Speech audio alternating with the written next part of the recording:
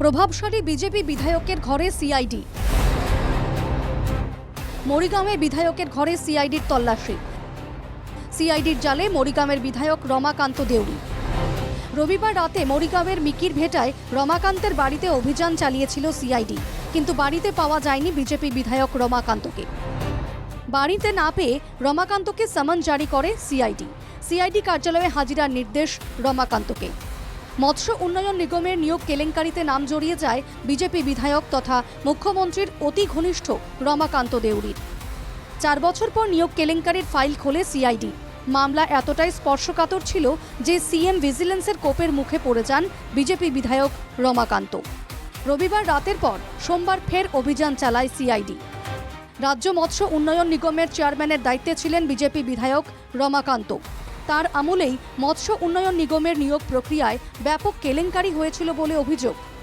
এই মামলায় ইতিমধ্যে গ্রেফতার করা হয়েছে বেশ কয়েকজনকে। এর মধ্যে রয়েছেন 2 এসিএস আধিকারিক অনুরাধা অধিকারী ও নরেন বসুমাতারি। কারাগার থেকেই এদের দুজনকে গ্রেফতার করে সিআইডি।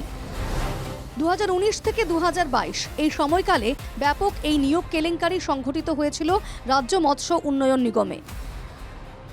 সব মিলিয়ে অবৈধভাবে 168 জনকে নিয়োগ করা হয়েছিল। সোমবার আদালতে হাজির করা হয় মূল অভিযুক্ত 2 এসিএস আধিকারিক অনুরাধা অধিকারী, নরেনচন্দ্র বসুমাতারি এবং পদ্ম হাজরিকাকে। উল্লেখ্য, শুধু নিয়োগ প্রক্রিয়াই নয়, রাজ্যের মৃতপ্রায় 22টি বিল ও জলাশয়কে আবর্জনা মুক্ত করতে বেশ কয়েক কোটি টাকা বরাদ্দ হয়েছিল, কিন্তু কোনো কাজ না করেই বরাদ্দ অর্থের পুরোটাই আত্মসাৎ করা হয়েছিল বলে অভিযোগ, এবং সেটাও হয়েছিল রমাকান্ত দেউরির কার্যকালেই। হয় বর্তমান মই উপস্থিত আছোঁ যি কুজিপাট্টি বিলৰ পাৰত, আৰু মই কুজিপাট্টি বিলৰ মই সামগ্ৰিক স্থানীয় দৰ্শকসকলক দেখাই ল'ব খুজিছোঁ পোনপ্ৰথমেই।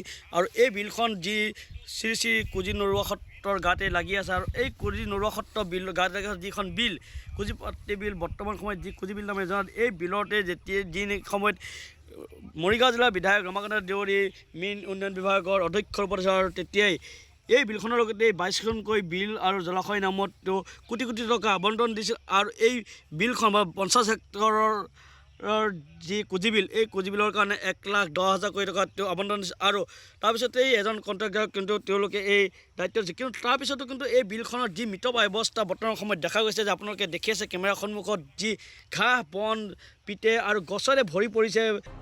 বিধানসভা নির্বাচনের পর তিনি মন্ত্রিত্ব পেতে পারেন এমন আশায় ছিলেন মরিগাঁওয়ের টানা 3 বারের বিধায়ক রমাকান্ত।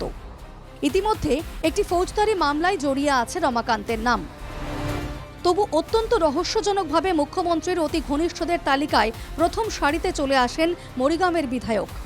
এমনকি রমাকান্তের বিশেষ আগ্রহেই 1 বছর আগে মরিগাঁওয়ে অসম ক্যাবিনেটের বৈঠক অনুষ্ঠিত হয়েছিল। মুখ্যমন্ত্রীর ছত্রছায়ায় থেকেই এভাবে নিজেকে একের পর এক কেলেঙ্কারিতে জড়িয়েছেন রমাকান্ত। তাহলে কি মুখ্যমন্ত্রীর অগোচরেই এসব কাণ্ড ঘটিয়েছেন মরিগাঁওয়ের বিধায়ক, নাকি অন্য কোনো গল্প, অন্য কোনো সমীকরণ আছে এর পেছনে?